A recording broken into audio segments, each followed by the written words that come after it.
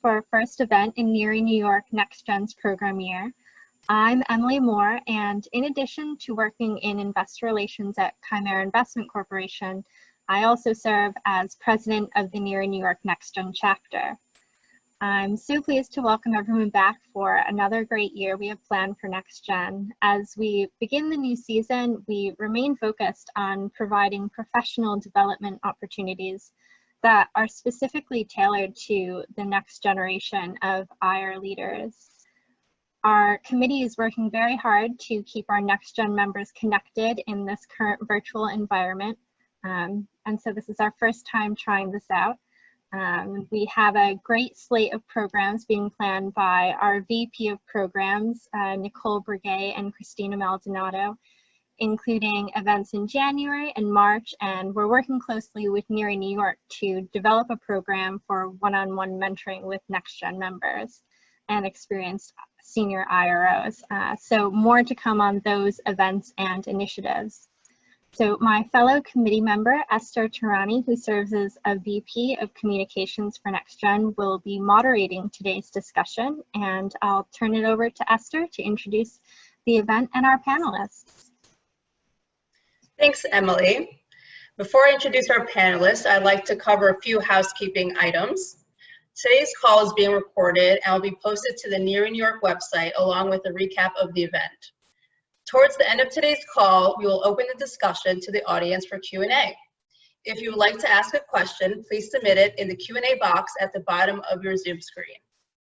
Let's kick off the event with an introduction of our panelists. With us today, we have Kiley Rawlins, Vice President of Investor Relations at ULTA Beauty, Michael Miller, Director of Investor Relations Advisory at IHS Markit, and Hunter Stenback, Vice President at Edelman. I'll turn it over to the panelists to share a bit about their backgrounds. Let's start with you, Kiley. Thank you, Esther, and thank you for inviting me to participate today. I'm excited about the discussion that we will have. Just a little bit of background about me. I began my investor relations career, let's say in the early 90s, and I have really spent my entire career in the IRO seat for several retailers. I joined ULTA Beauty about 18 months ago, and it's been an interesting 18 months to include the most recent period with COVID. A little bit about ULTA Beauty, just from an IR standpoint. Hopefully everyone here is familiar with ULTA Beauty from a customer standpoint, but our market cap is about 13 billion.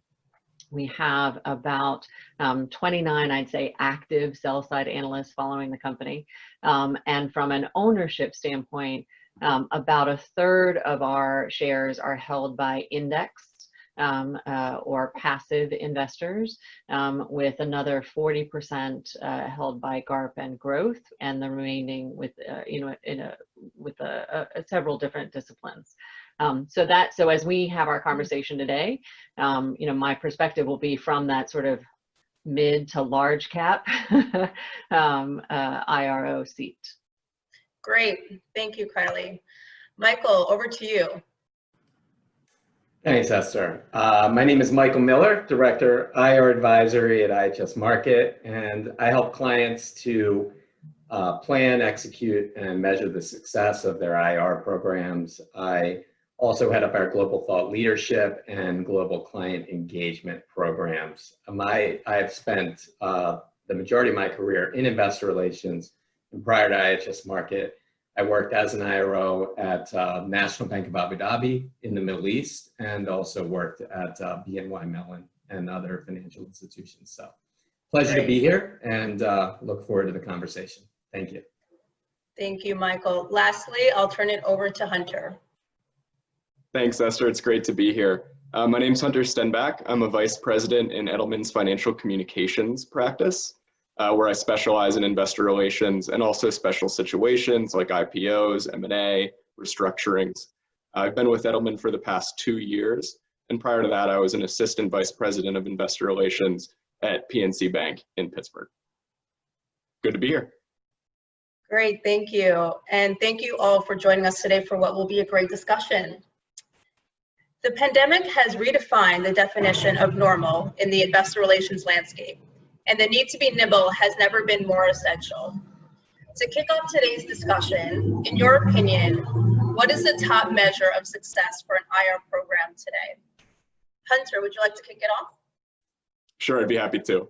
So I think this will largely depend on a variety of factors. So things like market cap, size, sector. So, I think you're going to hear from Michael and Kiley that there's probably more than one right answer to this question.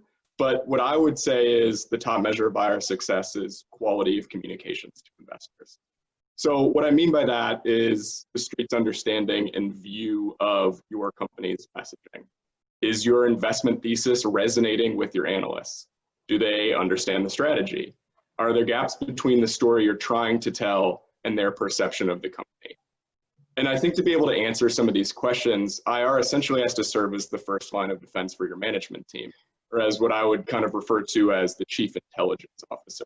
You have to have a pulse on the street. So for example, you need to understand what questions you're going to get from the street and make sure that your management team is well prepared to answer those questions. And our job as IR professionals is to communicate clearly and effectively with the investment community. So by preparing management to do that, and by doing the same yourself, I think that's kind of the best measure of success, is how those investors are hearing that story, making sure that story is resonating with them, and ultimately that they understand the messaging you're trying to get across. Michael, what do you think the top measure of IR success should be? Well, Hunter's answer was pretty good, actually. I think it's a great question, and as he mentioned, there are a number of ways to answer this. From my perspective, IR is definitely, it's part art, part science, and it's a mix of qualitative and quantitative aspects that make any great IR team. So one measure that I think is very important to look at everything through is the lens of ROI. And whether it's dollars that you're investing in your IR program, or the targeting efforts that you're doing, or certainly the time that you and your executives are spending on the road, in conferences or meetings. Time is the most valuable resource of all, and there's economic and opportunity costs to that. So measuring the ROI on all of those things, and of course ultimately share price and valuation and the returns that your stock has, I think are all ways to measure. So in summary, the best way to measure IR success is to view everything you do from an ROI perspective. Mm-hmm.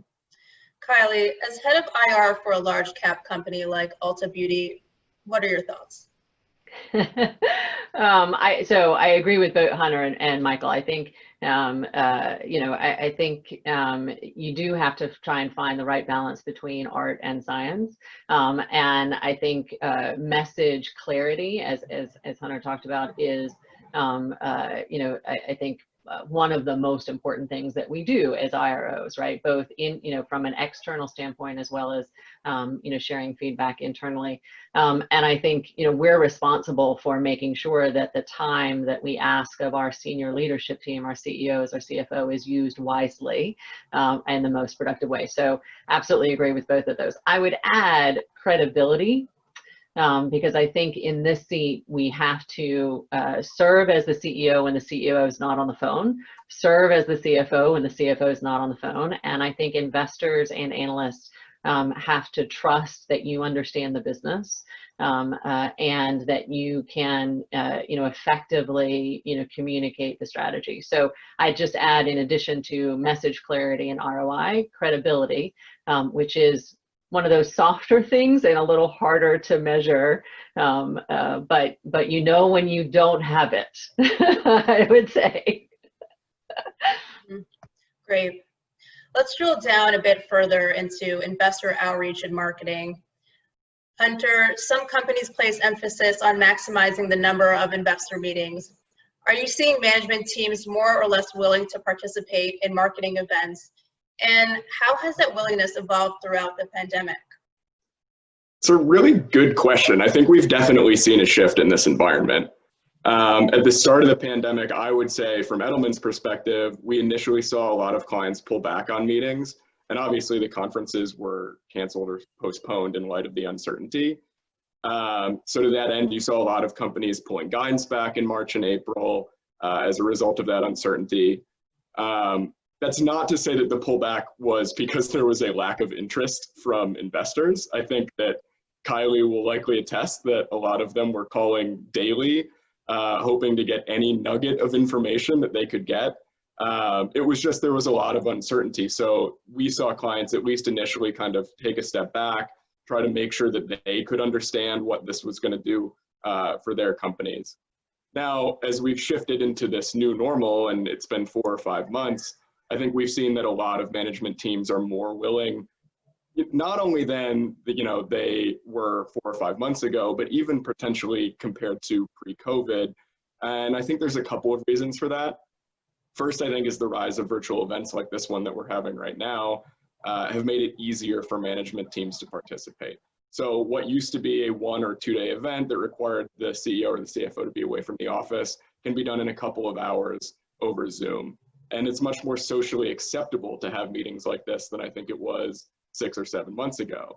The other thing is that as the pandemic has progressed, companies that took a wait and see approach are now coming back off the sidelines. So some, it might be because they have more clarity about how the pandemic is going to impact their business than they did at the beginning of it all. I think others, it's because their business is fundamentally different today than it was pre-COVID. So, regardless of the environment, I think the key to good marketing is making sure that you're going to the right conferences, having the right events, and really focusing your time to what Michael and Kiley said earlier about ROI and making sure that you're using your management team's time judiciously. It's maximizing the events that you do rather than maximizing the number. Kiley, another area to think about is how you prioritize current versus prospective shareholders.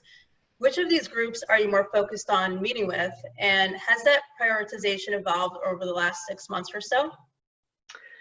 Yeah, so I think, like Hunter said, I think, at the beginning of the pandemic, we were fielding a lot of calls, folks trying to understand what was happening with our business. And I think we necessarily wanted to make sure that our leadership team had the space to manage the business through the dynamic period. So I'd say in the first quarter, it was mostly, IR handling a lot of the calls and communicating the story. And then as things settled a bit, we started doing more conferences, et cetera. I think in terms of prioritization, I think we have always prioritized our large holders. They've been large holders. We don't see a lot of movement. And so really developing relationships with them has been really important. But I think what we've seen through over the last 6 months has been interest from new firms who, for a variety of reasons, are now looking at Ulta Beauty as a potential investment. And so I'd say relative to pre-COVID, where our time was probably more 70-30 on existing holders versus targets or perspective, it's probably a little bit more balanced now. We're spending more time with new shareholders or new investors, getting them up to speed, helping them understand the category, helping them understand our strategies and what's changing. At the same time, we're still, taking care of our existing holders, keeping them, updated on changes that are happening and how we're seeing the environment and the opportunities. Michael, how could companies measure the effectiveness of their marketing? Well, the best way to think about how to measure the effectiveness of targeting and marketing is to really ask a few basic questions. And some of those are, do you have something in place to measure whether having the meeting was a good idea in the first place? And are you putting your team in front of the right people? And is that ultimately leading to the results that you want? So are investors maintaining their positions or growing their positions if they're current investors? Or with targets, are you getting initiations from new investors? What's equally important is having a way to measure why you aren't getting results. So if those investors are selling or if targets aren't buying, why not? And the way to make sure that you understand that is you have to have active interaction with investors and make sure that you're getting good feedback and timely feedback. So ultimately, IR teams should be constantly making sure they're effectively marketing and have the ability to course correct along the way by getting that kind of real-time feedback. Great, thank you. Another area we'd love to hear the panel's thoughts on is stock price. Hunter, how do you advise your clients to think about stock price when it comes to measuring a successful investor relations program? Well, look, obviously stock price is an important item to track if you're in an IR seat, and it's something that management teams and boards are clearly focused on. So I would say it's important to look at your stock price performance, but it's also very important to do it in the context of relevant peers and indices. I think the other thing is for IR, it's, we're responsible for understanding the differences in share price compared to peers, and then also analyzing the factors that might be affecting our valuation. So, going back to my answer to the first question that we had is a good IR program that has high quality communications, a strong investment thesis that's well understood by investors and analysts, a solid reputation, to Kiley's point, credibility. I think that can and should influence a company's comparative valuation, but there are also a lot of other factors that can influence a company's share price. So I certainly wouldn't rely on it as the only measure of success for an IR team, or maybe even, certainly not the most important measure of success, but it's clearly important and management's always going to be focused on it. Michael, your team recently did some research on this topic. Can you share some key insights from that analysis? Sure, absolutely. And I agree, management, no matter what, they will be focused on stock price. There's no doubt about that, Hunter. Our research piece that came out actually probably 2 weeks ago was IR as a competitive advantage. And what we wanted to do is take a qualitative and quantitative look at award-winning IROs and IR teams from across the world and see whether or not the best are different than the rest from both of those perspectives, quantitative and qualitative. So we looked at 21 experts across the regions, North America, EMEA, APAC, and we talked to IROs and IR advisors and the top recruiters in the US and in Europe. And what we found, and we also looked at IR award winners. So IR Magazine, the last 3 years, award winners and nominees, as well as hundreds of our perception clients over the last 3 years, the ones that were top rated from an IR perspective through our perception work.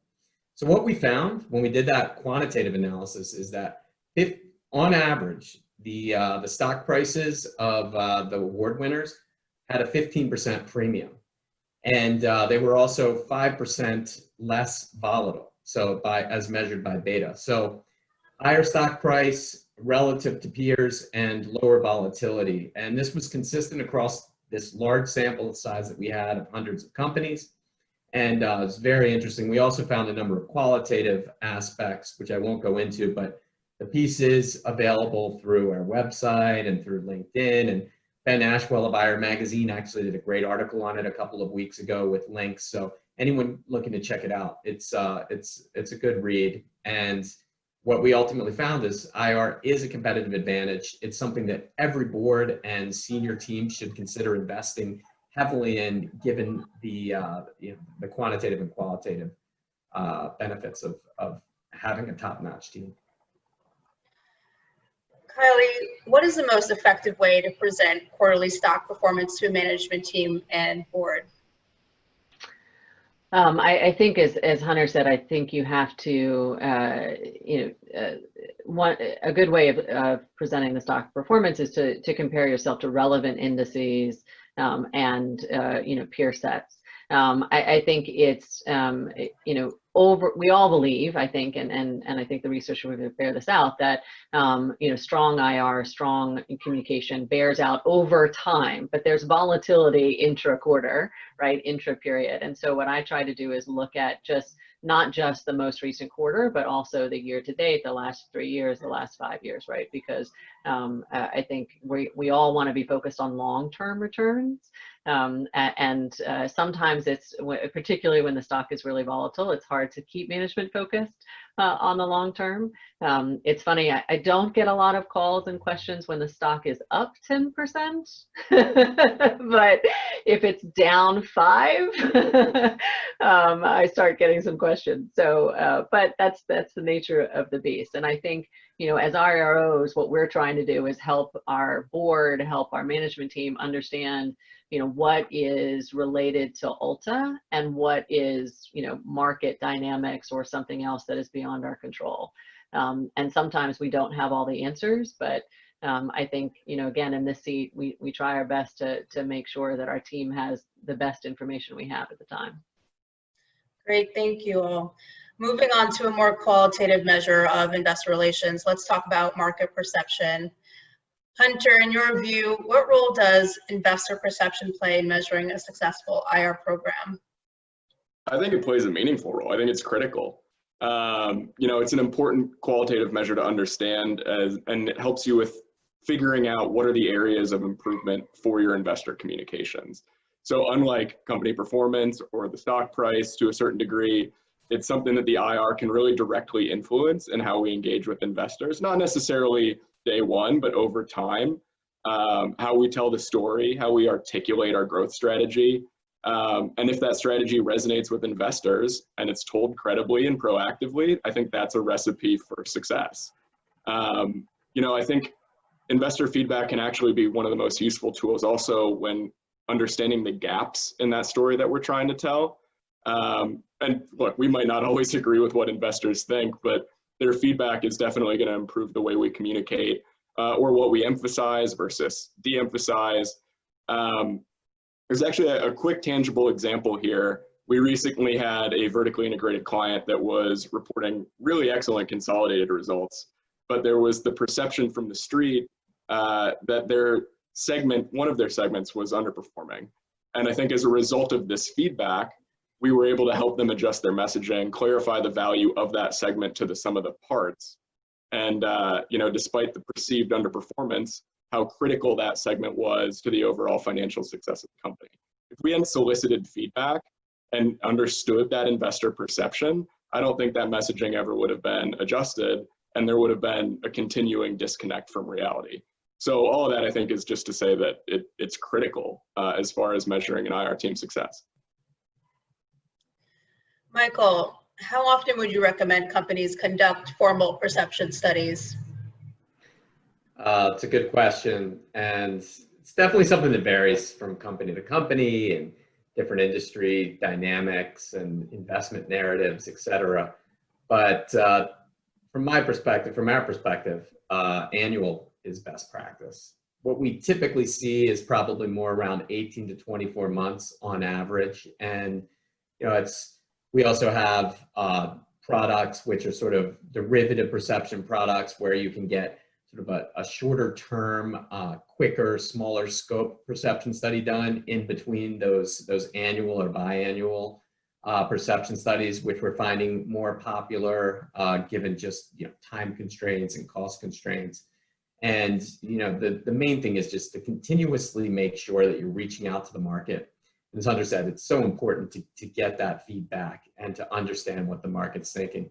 Another thing is, I know when I had a new CEO, I did a perception study as an IRO. And when companies are looking at a new strategy, for example, it's a good idea to do a perception study. At the same time, anytime a company is looking at doing an investor day, we would always recommend as a best practice doing a pre-investor day perception study. That way you know what the market is expecting out of your investor day.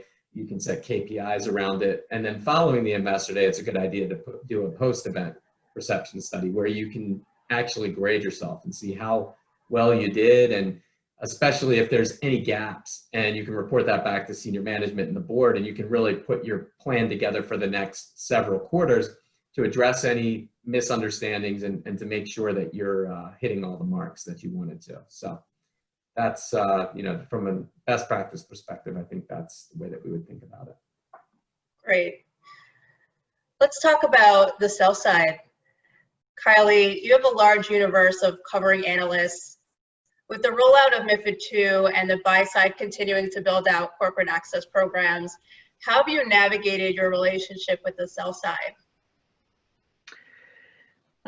So I think, one, it's still evolving. I think particularly on the buy side, there are firms who are further along in their corporate access development. But I think we try to find the right balance.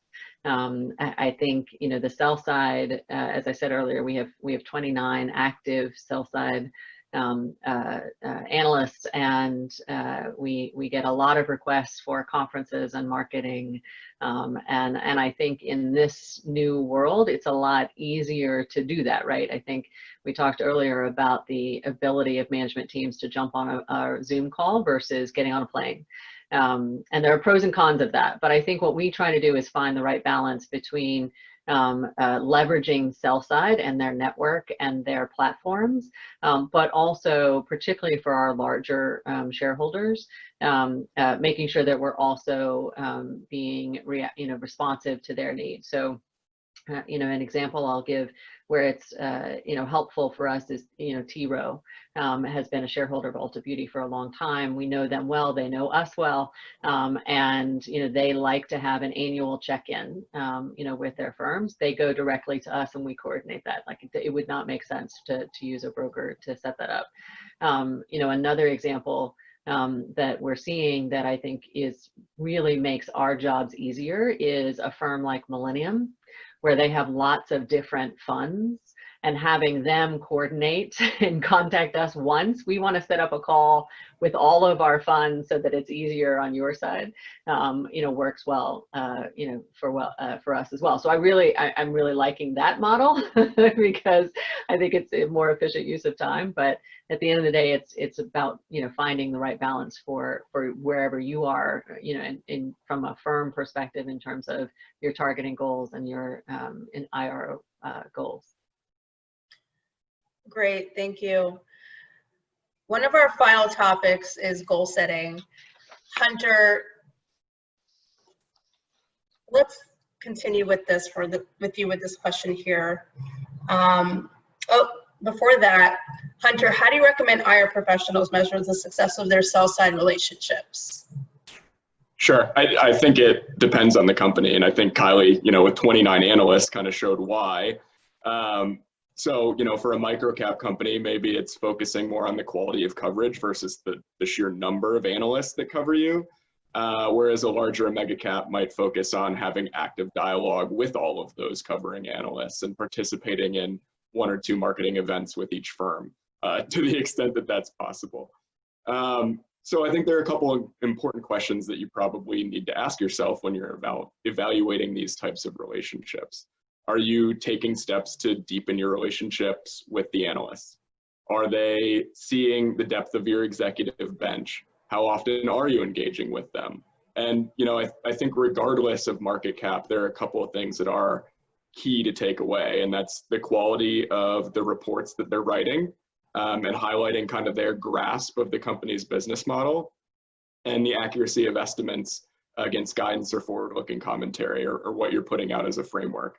I think what we see often is that there are a few outliers with the consensus each quarter, and I think making sure that you can understand where they're missing the mark, and then correcting that over time and making sure that you have that dialogue with them can be incredibly helpful. Thank you. One of our final topics is goal setting. Hunter, let's continue with you for this first question here.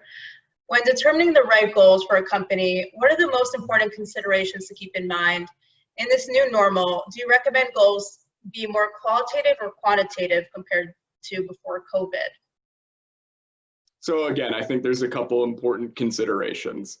The company's market cap and sector, the IR resources. So how big is your IR team? And how much of the communications and marketing can your team support? I think that's very different if it's a team of 1, or in some cases, no IR team, and it's really falling on the CFO, versus a team of 5 or more. And understanding the expectations from management as far as what IR is responsible for, I think is critical. Also, the current shareholder base. So, for example, I think it would be harder to set goals around diversifying your shareholder base or increasing top shareholder holdings if your stock is less liquid. So that's a long-winded way of saying I would highly recommend having a mix of both qualitative and quantitative goals. I think you want to have some metrics that are more tangible to track, like increasing your numbers of NDRs or increasing the number of conferences you're going to attend in a quarter or a year, or engaging with a certain % of your top shareholders. Those are pretty easy to track, and I think those can be critical. But I think you also want to have some goals that are slightly harder to measure, like improving the clarity of your messaging around your long-term growth targets. And I think that gets back to kind of the importance of understanding investor perception, understanding where those gaps are, and then fixing your messaging to account for those things. Michael, what are some best practices when it comes to tracking progress against your goals over the course of the year? Yeah, I mean, it's an important area, and certainly best practice. Setting goals and aligning with management is really the most important thing. Making sure that everybody's on the same page. And I always like to say that what gets measured gets done. And one of the best practices is just establishing the KPIs. Again, I've said, quantitative and qualitative is the combination. From a qualitative perspective, ask and answer the questions with the appropriate KPIs. How many meetings, how many conferences and roadshows are you planning?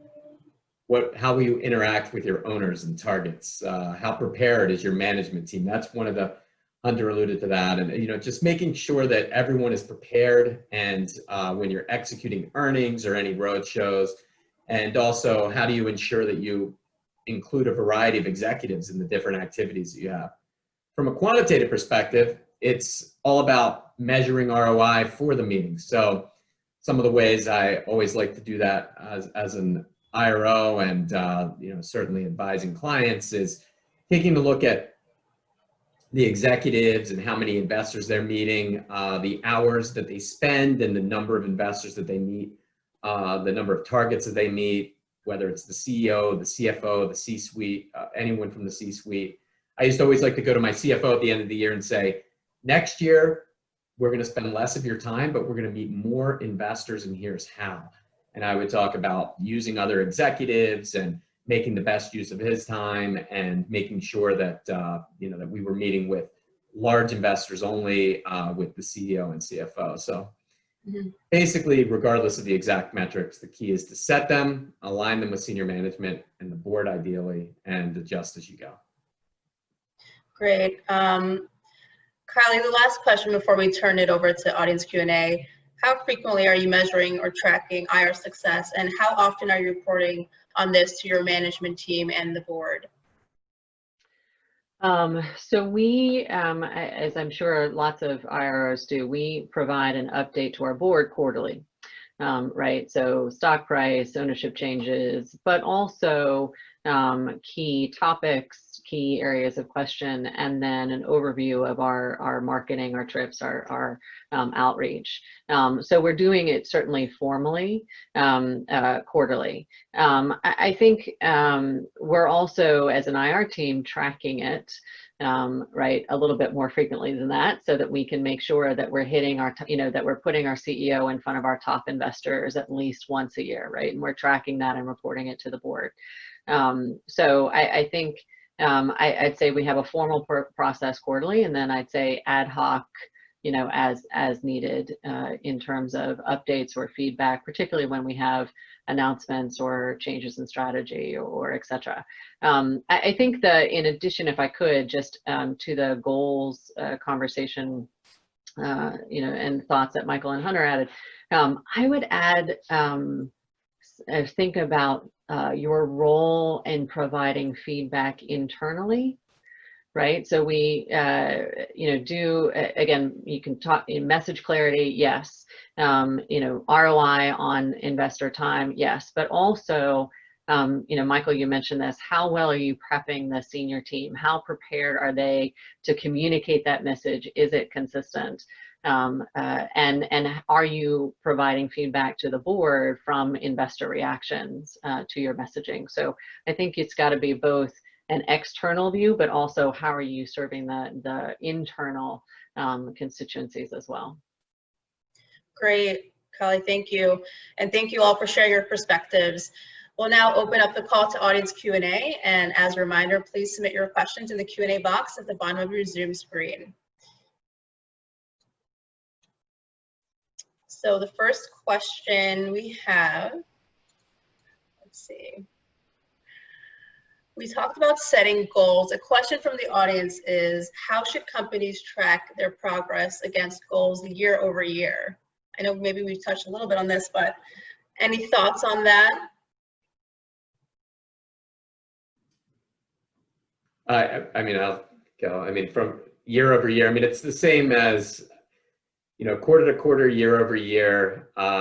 You want to make sure that you're always pushing and striving for more. And, you know, if you're talking about from a targeting perspective, for example, and again, to me, it's a lot of it is about ROI and the ability to do more with your CEO and CFO and other executive teams year over year. So look at those conferences, look at those roadshows that you did in 2020. Of course, this year of all years is the craziest because it's, you know, there's so much difference between physical and virtual worlds. But look at what you did and see if there's a way that you can minimize the time for the CEO and CFO, but then maximize the amount of investors and targets that you're meeting.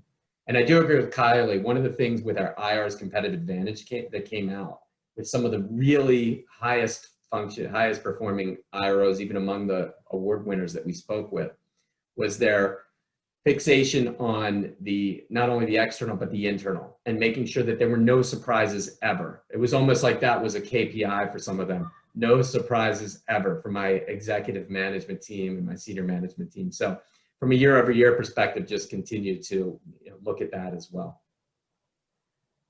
On the no surprises, I just want to jump in. How did they communicate with their senior management? Any insight into the actual day-to-day practices that they were doing?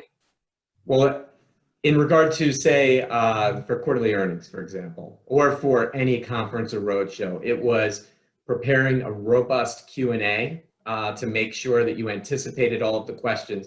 And it's not only just what questions did analysts ask last time, but it's really digging through the numbers. What are we about to report this quarter? Or what are we about to say during this conference? And once you know that, you can look and say, okay, from the analyst perspective, from my most discerning hedge fund investor, what are the toughest questions that we're going to get? And then how can I make sure that my management team is prepared not only to answer, but to answer in a way that they can then tie back to key messages and all of those things. So it's really just knowing the numbers backwards and forwards and making sure that everyone is prepared for all of the different potential tough questions that could come down the pipe. Great, thank you. We also have a question from the audience for Kiley. With 29 covering analysts, how do you manage executive team access? Do you give an event to each analyst? How do you go about that? It's an excellent question, and I will say that it's not easy. I think we have a great executive team, and everyone wants to spend time with them. And I think what we have to do as IROs is find the right balance, right? Because I think we want, our CEO to develop relationships with these, analysts. But we also, with 29, I can't do 29 events a year. There's just not enough time, right? Not to mention, the messaging doesn't really change, right?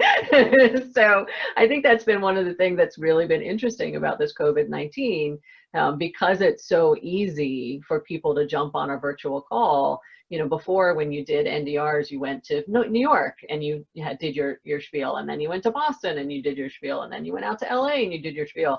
And you as an IRO didn't change your messaging, but it was different audiences. In this world, everybody can jump on a call, right? And so I'm finding that some investors are frustrated that they're not getting, they're on a call in September, they're all on a call in mid-October, and they're like, but you didn't tell me anything new.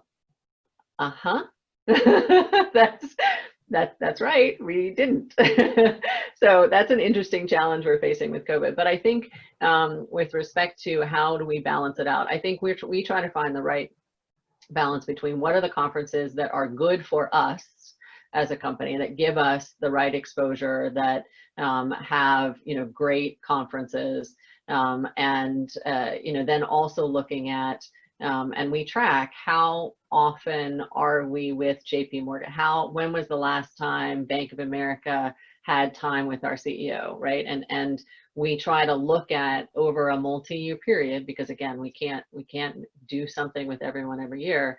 How do we balance it out at the same time, making sure that we're putting the company's priorities first and making sure that we're getting in front of the right audiences. So it's a balance. Great, thank you. Next audience question that we have is, do you find virtual meetings with the buy side more beneficial than in-person meetings? If so, why or why not?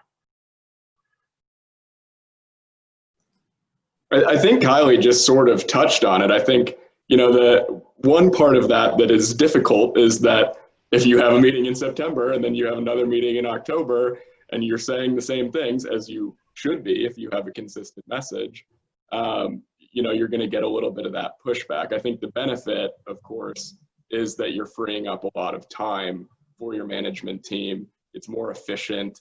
You don't have to spend a lot of time traveling. There are not a lot of management teams that I talk to that wish they were on the road more and eating into their days and away from the business. And particularly right now, in the midst of everything that's going on, management teams want to be close to the business and making sure that they're managing, rather than spending extra time telling the story the same way over and over again. So I think that there are pros and cons for sure. And to some extent, the pros have outweighed given the current circumstances. Great. Well, I think that's all we have for questions. I'll flip the call back over to our NextGen president, Emily Moore, for closing remarks. Thank you, Esther. And a big thank you to our panelists for their time today. I hope you all found their perspectives as helpful and insightful as I did. As I mentioned earlier, we have a number of great events and initiatives planned for this year, and we look forward to communicating updates with you in the coming weeks. The first being a survey led by our membership group to gather feedback regarding how we can create the best NIRI NextGen experience for all of you. Also be on the lookout for the recording and recap of today's session, which will be shared on the NIRI New York website, as well as on our Twitter and LinkedIn pages. So with that, thank you all so much for joining us today. Thank you very much. Thank you. Thanks, everyone. Have a great